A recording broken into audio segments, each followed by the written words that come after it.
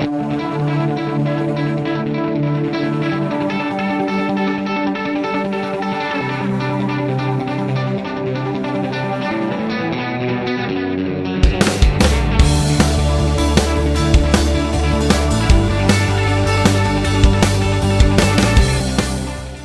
you producer people who also play guitar, which is why you're on this channel. I'm going to do something really cool and special that I pitched to iZotope when they said, yeah, we got new RX9. Can you do something on RX9? I'm like, where do you want me to start? Because RX has so many things that you as a producer, a vocal recorder, guitar player, a content creator, any content creator needs RX. It's ridiculous what you can do with it. It can save your ass on so many levels, and I'm not exaggerating that. I'm not saying because they're paying me a big load of money, which they're not, but they're paying me something for this video because it's work. It's what I do. But oh my God, if I now had to think back to do my job without RX, it's ridiculous. So what is RX? It can fix problems. Noise reduction, voice denoise. So it focuses in on the noise, which has now even been made better, and eliminates what's not voice. Dialogue isolation. There's wind noise. Well, that's a whole separate plugin. But there's chatter in the background, whatever. There's, animals doing their thing. There's cars.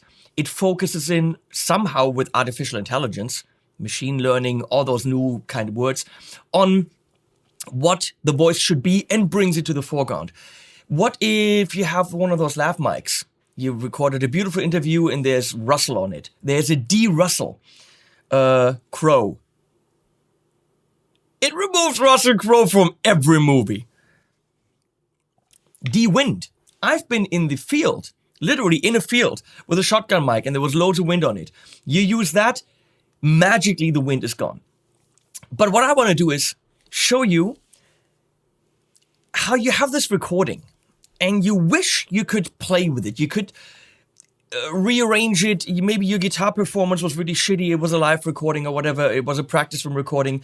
And at home, you want to play around with elements of it. Let's say you recorded something with your band in the practice room and you wish you could work on the production, but you don't want the drums and the guitars in there because you played shit and the drummer wasn't in time. So what if you want to build a song based around the vocals that you can't isolate? I'm going to show you how you don't get a perfect recording based on that, but how based on a live recording with a single shotgun mic, you can actually do an arrangement around that. It's utterly ridiculous with REBALANCE. In RX9, as I said, the vocal, what's been improved is the vocal isolation and also the ambience match, which I don't quite fully understand, but apparently it's like you're at the beach, but then your vocals are not at the beach, and it's actually matching the sound of the ambient vocals to where it's supposed to be. Something like that. Also learning AI, crazy shit. But let's look at it. Let's put it there, Leslie. I'll start at the beginning. So that's my desktop. Isn't that a nice bubble? So RX9 comes with an editor, and in that editor you have a shit ton of possibilities, more so than with the standalone plugins. But I actually primarily use the standalone plugins in Cubase or in Final Cut. I call up voice denoise or whatever as a plugin. Not everything, the D-Wind for example, you have as a plugin. So let's go make that bigger. Put me in the corner and I'll show you what's what. Hey Leslie, can you move me over there? Thank you. So all the way over there, you can see ambience match. We talked about that. Breath control. Is there too heavy breathing? It'll take that out. Center extract. You want the vocal from extracted from a mix because you want to do karaoke something on it. Fine. De-bleed. That's for drums. Never used it. Probably cool. De-click can be cool if you have, I think, digital clicking where you didn't go through the center and stuff like this, or even any kind of clicks. De-clip I use so much. Sometimes you have levels that are too hot and you have digital clipping. it does almost magic. You come home, you're like, oh my God, I cannot use that video, or I cannot use that recording because it was way too hot. And there's distortion. Declip will remove quite a bit of it. It's an ass saver. Decrackle, if you have vinyl recordings. DS I use quite a bit. That's my DS I use now as a standalone plugin. D-hum, absolutely killer, 50, 60 cycle hum. Ryan is gone. Get it? 60 cycle hum. Ryan, bye. It's a channel. It's called 60 cycle hum. He's funny. So moving on. Deplosive, absolutely amazing. I had a vocal recording from Lena in Austria, and she had killer performance, but she was too close to the mic. Her recording techniques weren't really super professional, and I could fix so much with DS and especially Deplosive. All the P's gone. Literally, you turn it on and let it just sit there, and it's done. D-reverb, I have that on probably right now.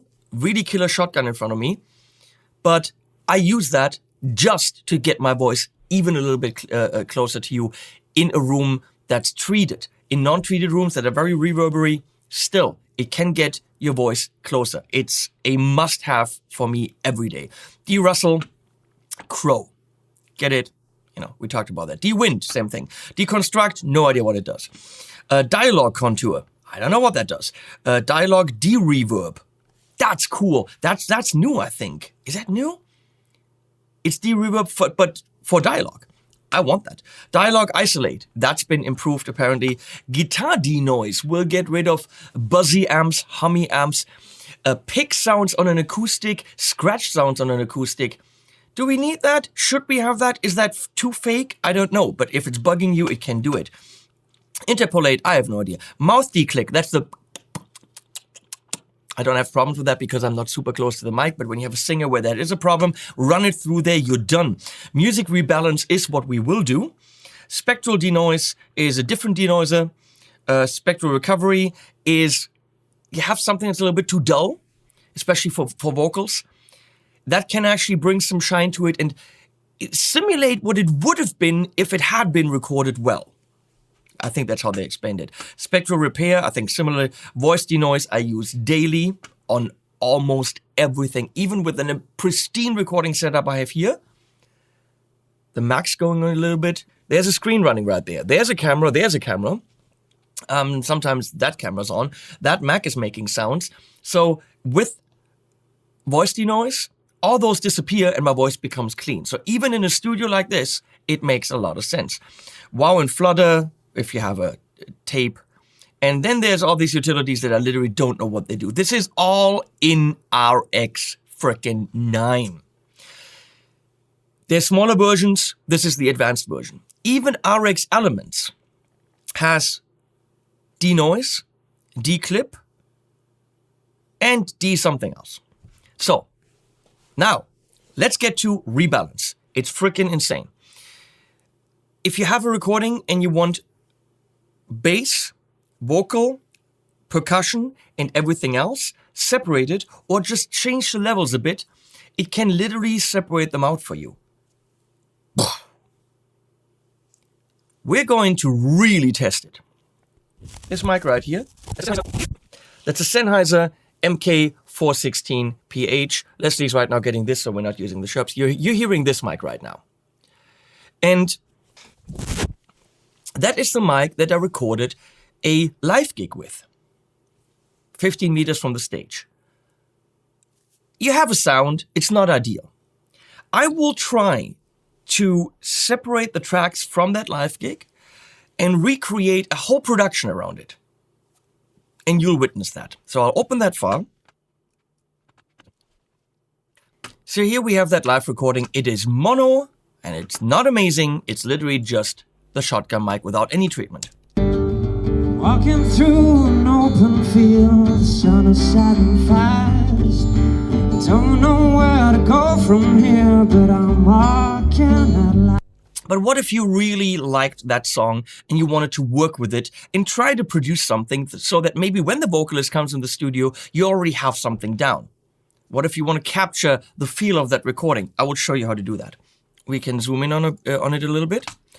I will now just select this. Of course, in here, I mean, I could go into a million things. You have spectral view, you have waveform view, and all that stuff.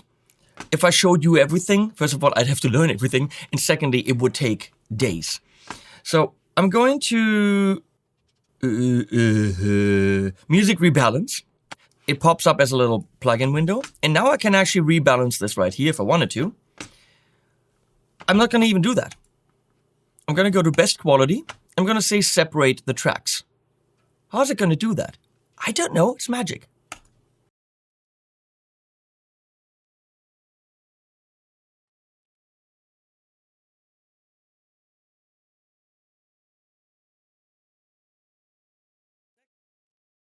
And there we go. What it now did, gave me a vocal track, gave me percussion. There's no percussion. Gave me bass, gave me other instruments. What? Hells yeah. Vocal. Through an open field, the sun is setting fast. I don't know where to go from here, but How in the world is it possible that there's no guitar in there, no bass? Now, the vocal quality is obviously what the shotgun mic picked up from the PA. It's boxy, it's not great. I can try to run that through spectral recovery, which I had done as a test. It adds some nice high-endy stuff, but there are artifacts in places, and I didn't like this. This is a pretty bad vocal recording, but I have something to work with. circles, but Percussion, nothing. I have bass.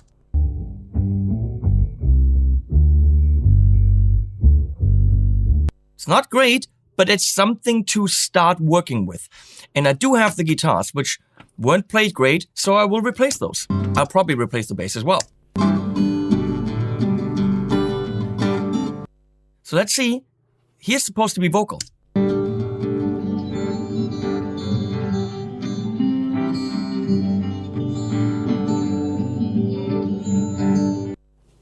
It's gone, it's completely gone. Some artifacts on the guitar, but if you put it back together with the vocal, it's all good. So what I do now is I simply say, I want to save this or export it. Here, save, export file, WAV 32-bit. I've already done this. So let's skip ahead and jump into Cubase and import those tracks and see what we can do with them. So here we are in Cubase, and I prepared a session with some drum channel. And here, bass is on the bass track, which has my typical bass treatment on it, which of course is wrong. But let's see what we can get.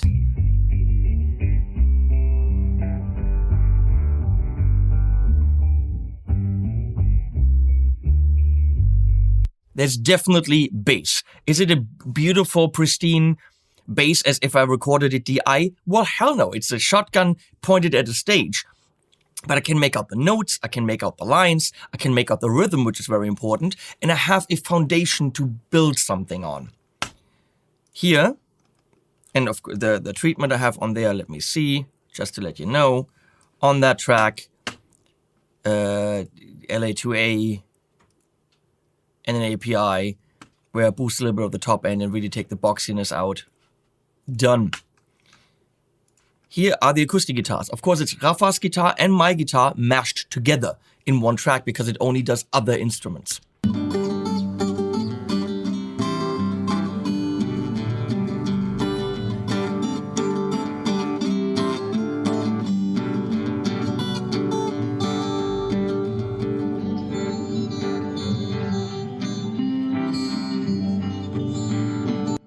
It could be much, much worse.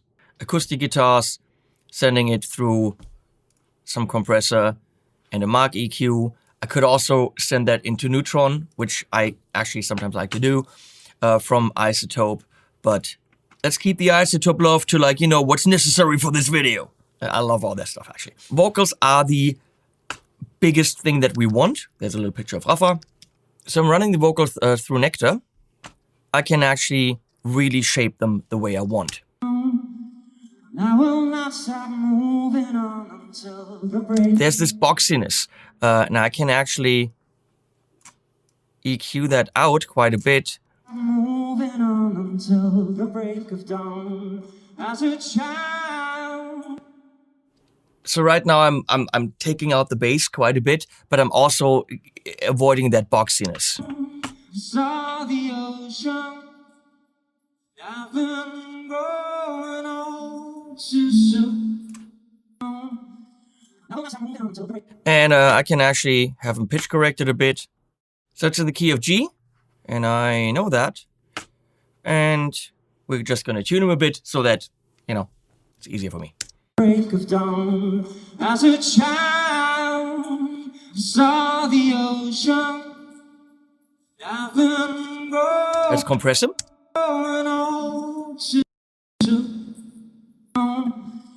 I will not stop moving on until the break of dawn. As a child saw the. And I'd like to de-ess it. Which for some reason, I gotta admit, I don't like the one in Nectar, which should be the same freaking de-esser, but I'll just use the RX9 one. RX9 DS. I will not stop moving on until the break of dawn. All the sharp S's are gone. So it's still not a great vocal in terms of the recording, but I have an isolated vocal. So if I now want to only hear the bass and the vocal, I can. As a child saw the ocean, I've been growing old too soon. I will not. Because maybe some bad performance in the guitar is actually, you know, messing with it, everything together. Not stop moving on until the break of dawn. As a child saw the ocean, I've been growing old. Not, you know, completely horrible. So the next step is I want to actually build a whole performance around that. But this is played live, so there's no click track. So I'm going to have to adjust my tempo track to it. How do I do that? Well, the first thing we're going to do is move this whole thing to a little bit into the sequence. I don't want to start at 0. And we're going to find out what the tempo roughly is. Rough, like a dog, get it? So I will go into the beat calculator, not have it calculated because that never really works, and just tap it.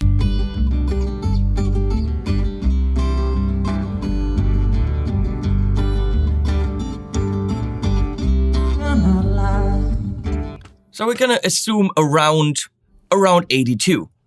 So I will type in 82, and here comes the cool thing. I will take my tempo track. I have to do a whole bunch of things. Tempo, and I know there are some 2/4s in there, so I need a time signature track. I have a chord track, a Chordspur here, and I have an arranger track because I want to make some blocks so later on I can actually see what the different blocks are. Most important thing is moving things on the downbeat. So there's a little pickup from the acoustic guitar. Right there. So I will make sure that my downbeat is actually on measure 6 here. The bass right there, bass is on the downbeat. That's it. Now we are making a free tempo track. And for that, you have to have some kind of visual reference. And we're going to assume that the bass is rather steady. So I will go to this right here, time warp. And I will place right here on that downbeat of measure 6 a, oh, tempo track needs to be on. There we go. 82. So I'll click, and right now you can see that it placed an information there, 82. Now we're gonna see where's the next measure. Right there. You can see that's not on 7. So we start a little bit fast. So we'll take that and move it on that downbeat. Now we can see, I'm gonna go to beats on this beat right here in the middle. Okay, we're good.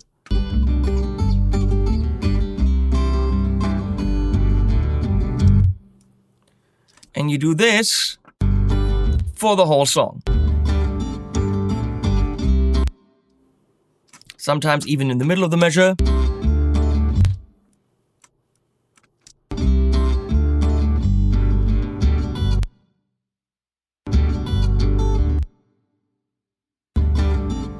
$86.385.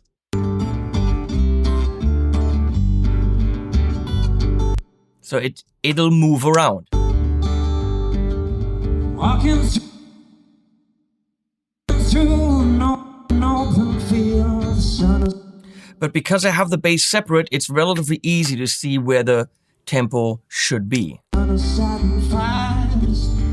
Don't know where to go from here, but I'm And as I said, you go through the whole song and adjust that measure by measure, sometimes even half notes, whatever needs to happen. Sometimes there is a 2/4 measure.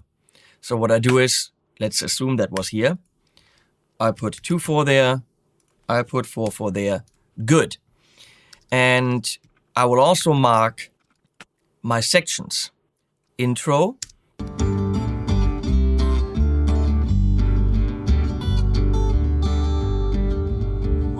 So that's my intro. My intros always are neon green. There's verse, which is always some kind of browny yellow. Don't know where to go from here, but I'm walking that line.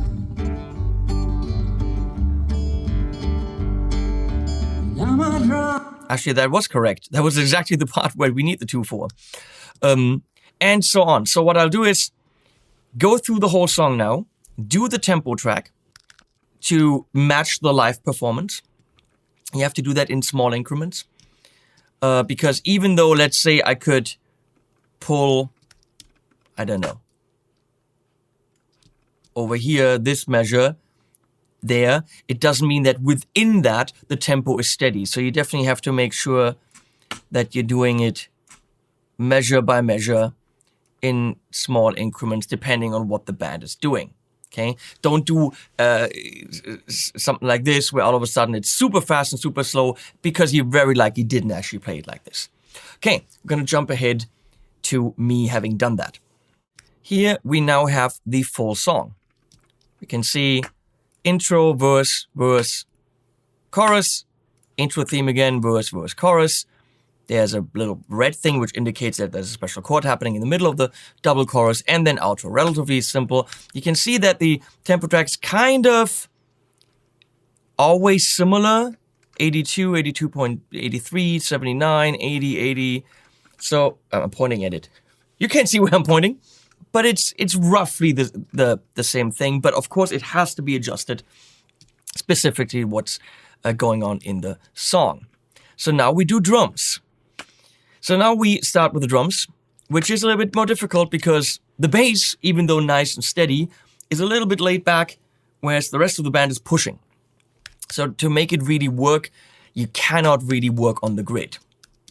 The kit I have here is Superior Drummer, and it's from the independent collection.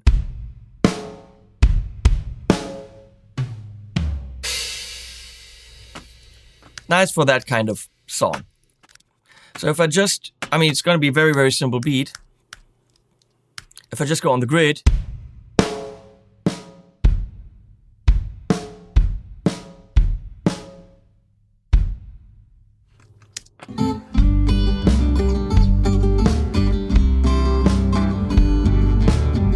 you can see that that's not working. It is obviously timing-wise correct, and the tempo is correct, but within that tempo, the band is pushing. So yeah, you will have to go through it and really adjust it for each measure in the song.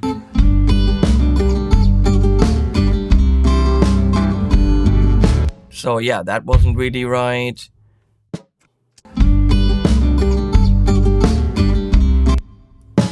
You see the difficulty, but it's possible.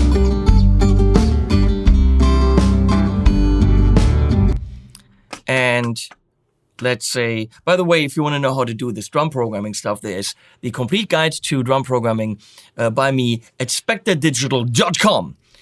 So where for, I don't know, 15 hours, I'll teach you how to do this. So obviously this also doesn't work. So what I'm doing is I'm actually now lining up this with the snare, this with the snare, and kind of go halfway here. Same thing. You will have to do this manually because it's a human performance, so you're gonna have to kind of match the human performance. Okay, it's not bad. That can work.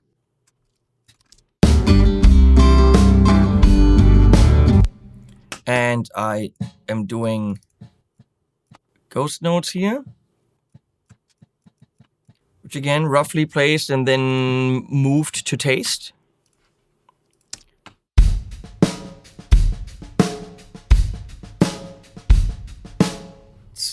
Obviously, that's not perfect.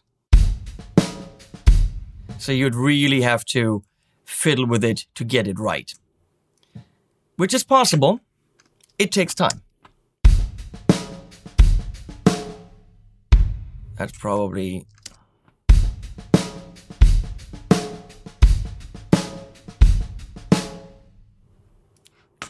It does take time, and you can't even copy parts because we're moving things around in the performance. Let's skip ahead to me having done that. So now we have all the drums done. And as you can see, they have similar colors. They aren't perfect. I think they could be grooving a little bit more, but of course it's also based on the live performance. With some more work, they could be better, I think. But for the exercise here, this is good.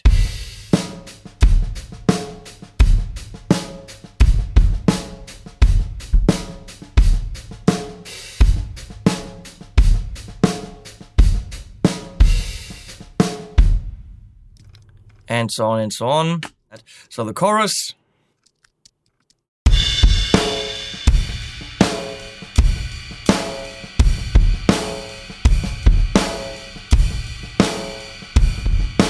Sounds very, but I mean, the thing is, that is what matches the performance, sadly. That's how badly we played.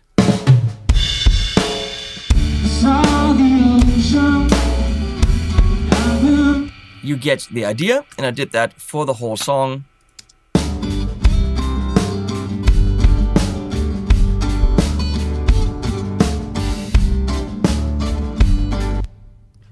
The thing is, you will see how things come together. So the next step would be the chords for me. So we have the tempo track, we have this time signature track, we have a nice arranger track where we can see the colors and the form very easily to later quickly say, I want to work on this chorus, bam, bam, and now the locators are around that chorus. Having something like this really helps you to quickly select where you want to work, what you want to zoom in on, and so on. So I made a contact piano right there. Doesn't really matter which one. And I'm assigning my chord track to that piano. And that means I actually now have the ability to look at the chords, place the chords. They will not be perfectly playing along because they're playing on the downbeats. And obviously we saw everything is a little bit ahead.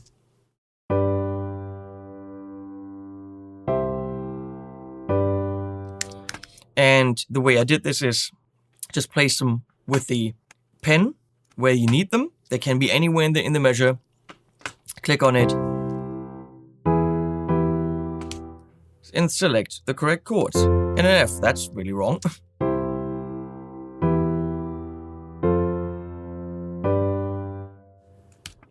But if I ever go into the song again, it's a lot easier to just know what's going on chord-wise. And I obviously got this from the lead sheet, which I wrote in 2013, which I have saved. But now, every time I open that song in Cubase, I have the chords right there. Also, when I'm recording anything, guitar or bass, I can literally just read along.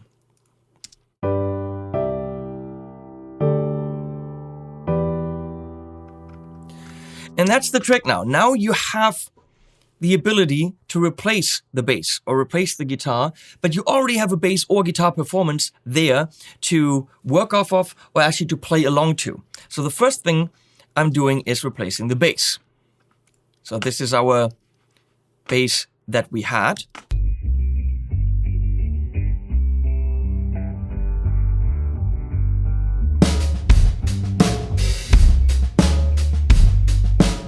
Could that work as the low end? Yes. Is it great? No. But you know what? For me, using musical rebalance from RX9 got it in there so I could even work with it. So I'm using this macro bass PB&J on the P-bass setting. Going through the Universal Audio Ampeg simulator thing.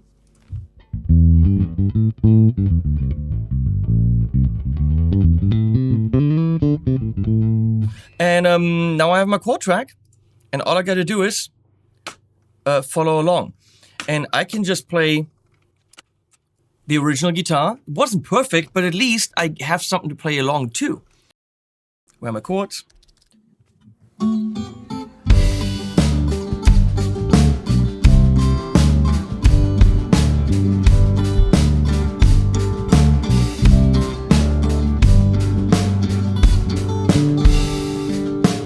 Walking through an open field, the sun is shining fast. Don't know where to go from here, but I'm walking at last.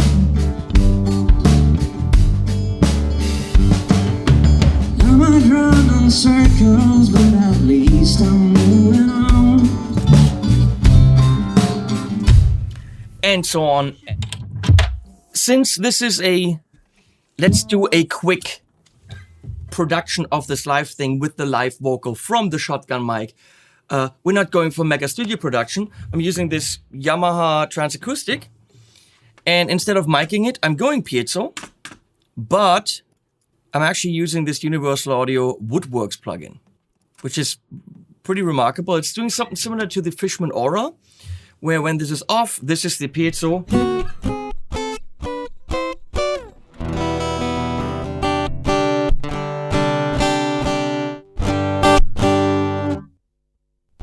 That's not great. It's okay, but... So you turn on this Woodworks plugin, go to Dreadnought.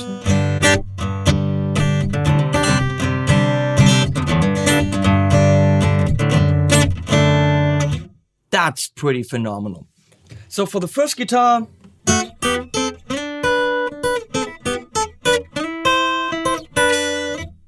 I used Dreadnought 1, and then I doubled it on the other side with Dreadnought 2.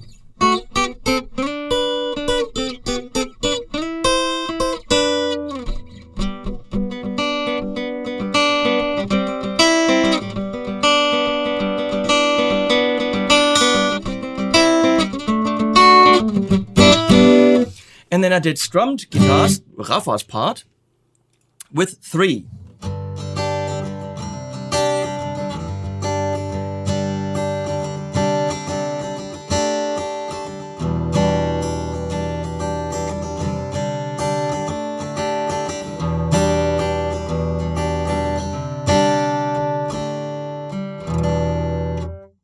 Doubled it on the other side with 4.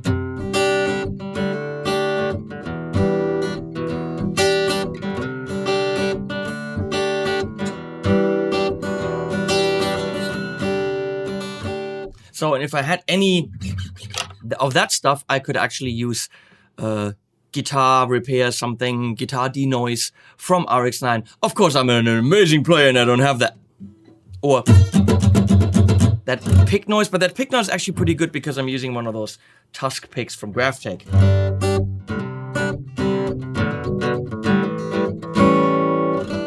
That Woodworks is pretty damn awesome, I gotta say. So here we are. We've got 2 guitars.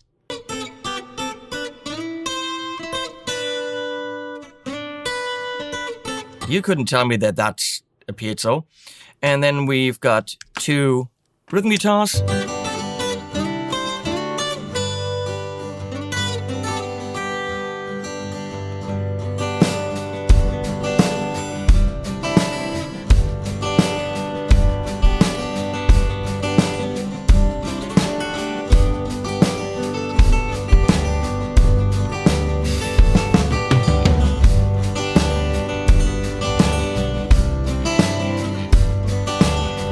I also added a little bit of electric, which is kind of neat. A little bit of overdrive with the Panucci 59.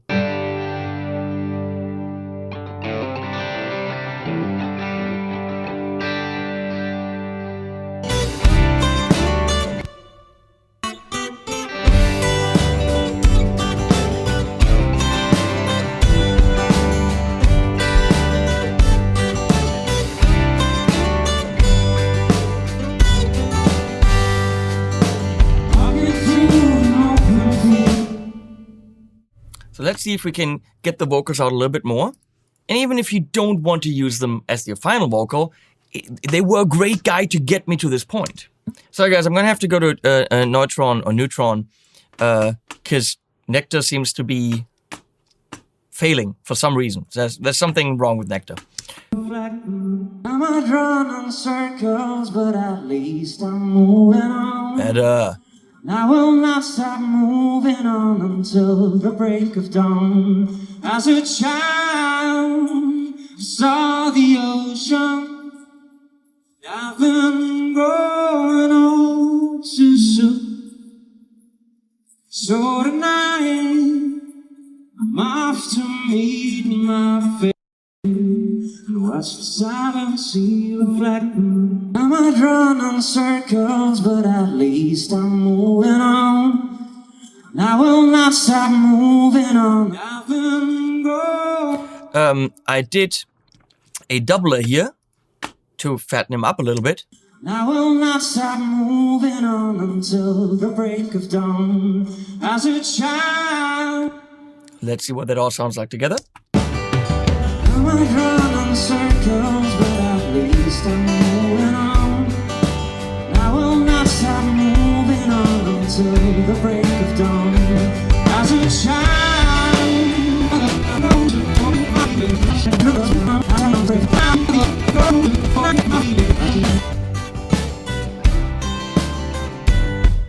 Done. Let's mix that down. Now, generally speaking, this is still a little bit wibbly wobbly because of the drums. I didn't spend hours and hours trying to get it all groovy. But the main point is we started with a mono shotgun recording to a camera. And I was able to separate the tracks, work with them, and build around it. Now, if you're starting with a better recording, you could very likely get better results. Now, for that concert, I did record individual tracks. And for the live recording that you see on my channel of that concert, we have a mix that I did with individual tracks to a Zoom recorder. What would happen if I took my mix that was recorded with isolated tracks, ran that through Musical Rebalance? Well, you know what? We're gonna find out. Because obviously I used the worst source you could have to show you what you can do with it and still get musical results and something that works on the video. So we're going to put that on the video. Obviously, Rafa's guitar is not even there anymore. The bass is a different bass, so the bass movements won't work. But if you look at Rafa, or the main focus for most people, which is the vocal, it totally works. Some of them might not even question why there's 4 guitars plus electric guitar and drums. Because most people would focus on the vocal, which is exactly the vocal from the concert, actually from the place where it was recorded with the camera.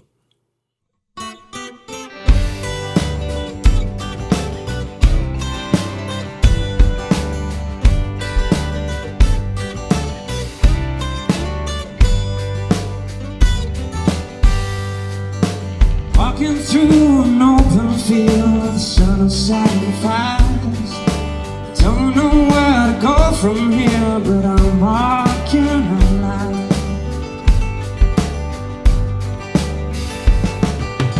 I'm running circles, but at least I'm moving on. And I will not stop moving on until the break of dawn. As a child, I saw the ocean. I've been growing old too soon. So tonight, I'm off to meet my fate. Watch the silence reflect.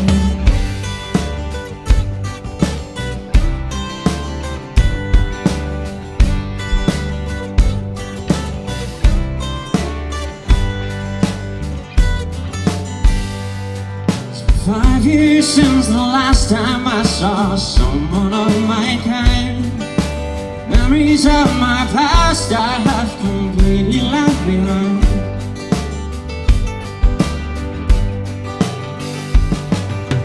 Couldn't tell where I went wrong, and I don't think I did. But I got rid of this sad man song that I heard as a kid. As a child, saw the ocean. I've been growing old too soon. So tonight, I'm off to meet my fate. Watch the silence reflect the moon. As a child, saw the ocean. I've been growing old too soon. So tonight, I'm off to meet my fate. Watch the silence reflect the moon.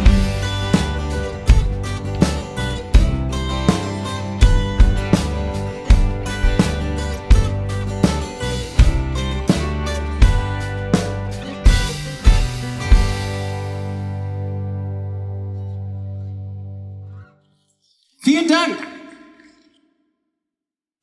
Okay, and the last little test is, let's take that better recording that was mixed from individual tracks and see what we can drag out of that.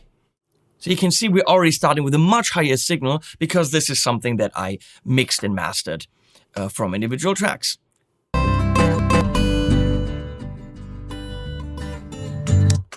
And let's run it on that.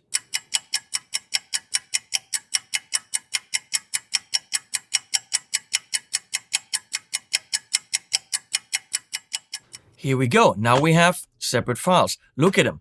Already quite a bit louder, obviously. And let's see what that sounds like. Walking through an open field, the sun is setting fast. I don't know where to go from here, but I'm walking at last. That's heaps better because obviously it was a separate recording. We can hear the guitar chugging in there a little bit, but great. In circles, but at least I'm moving on. If I used that in my mix, I'd obviously be way ahead of the curve compared to what I did use. I tried the, worst case scenario. Bass.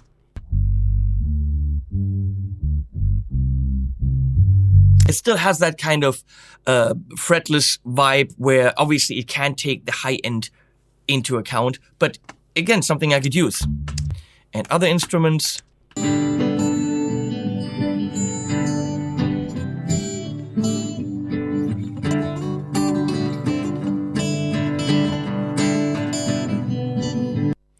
Pretty awesome. If I just use this and actually just use the preview function here and said less bass, less other, preview.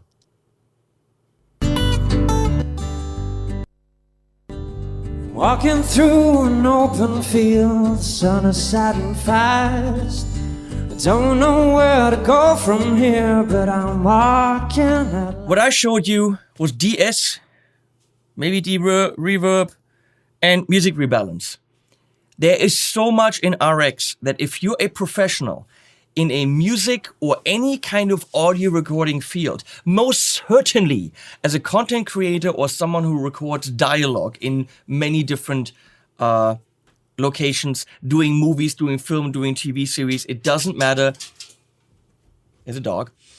That dog coming down the stairs wouldn't even have been on this recording if I had used any of that stuff. Yeah, really.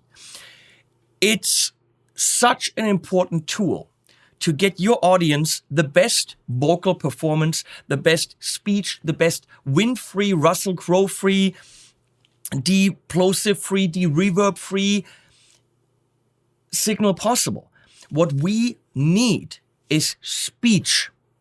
And that it is so tailored to perfectly get you the amazing results that you expect from a professional creator like me, like my friends, like anyone literally doing this should have RX. And if you do music, you're gonna have signals that were recorded too hot. Declip can help. You're gonna have a vocalist with pop sounds. It can help. You're gonna have someone with sharp S's. It can help. You're gonna have some background hum, which it will happen. It can help. You're gonna have hiss. Daily, I have tracks where I use RX. I can't possibly over-exaggerate how important this is. And if you're gonna say, oh my God, RX9 Advanced is $999. That is freaking ridiculous. I'm not buying that. iZotope has a monthly plan. So they have a subscription plan. And I think it's $19.99 or something like that, they told me. And you don't get RX, you get the whole suite.